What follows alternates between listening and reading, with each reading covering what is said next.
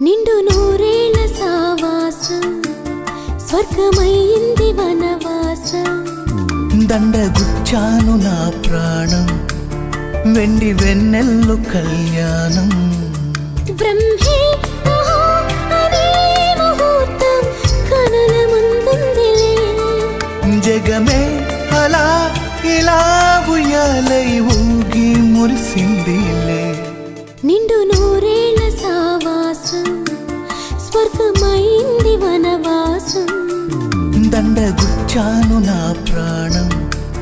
వెండి వెన్నెల్లు కళ్యాణం